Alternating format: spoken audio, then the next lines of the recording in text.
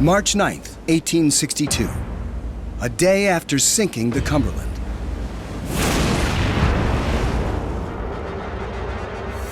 The Virginia still threatens the Union fleet, so the Monitor is unleashed to challenge her.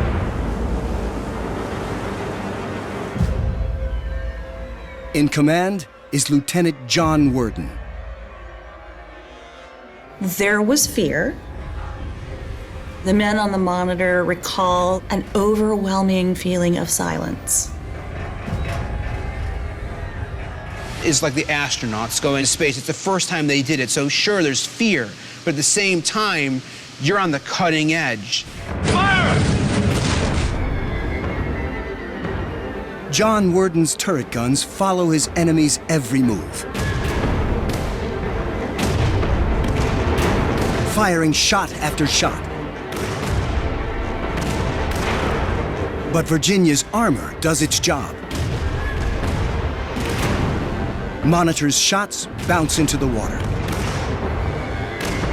For 4 hours, the ironclads duke it out, each failing to land a decisive blow, until a lucky shot from Virginia manages to injure the Monitor's commander. Her pilot house is struck by one of the Virginia's guns. Sir! Immediately, John Worden is temporarily blinded.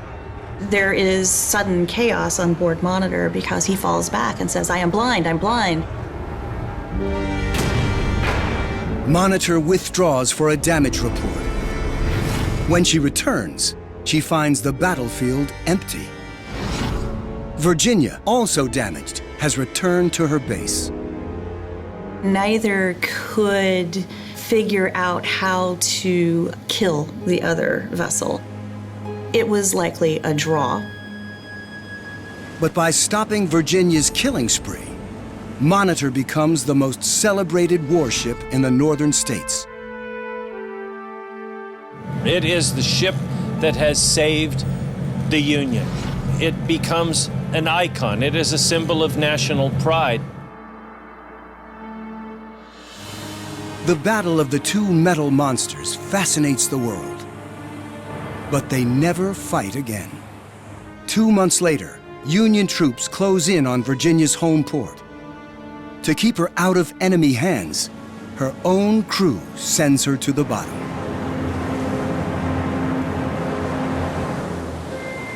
The fate of the Monitor is more tragic. 9 months after fighting Virginia, she's off Cape Hatteras, North Carolina, under tow by another Union ship.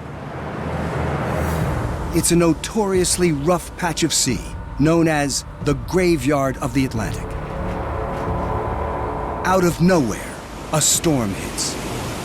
Monitor sailed right into this maelstrom. The waves badly damage her structure. Water rushes into the hull. The sheer weight of Monitor's armor does the rest. It is kind of ironic that there's the potential that what was meant to keep the Monitor crew safe could have been its ultimate undoing. The distress signal was a red signal lantern.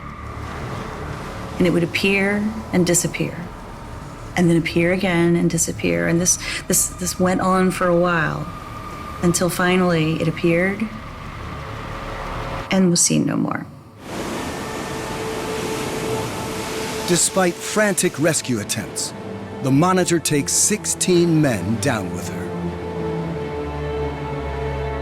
Nearly a century and a half later, Navy divers recover the remains of 2 sailors from inside the turret. They are buried with full military honors at Arlington National Cemetery. For a brief moment, the entire country stood, united, long after the passions of that war, to honor these 2 men who had come back to us from the depths and from the turret of the Monitor. Now technology reveals how yesterday's epic battles influence the American journey.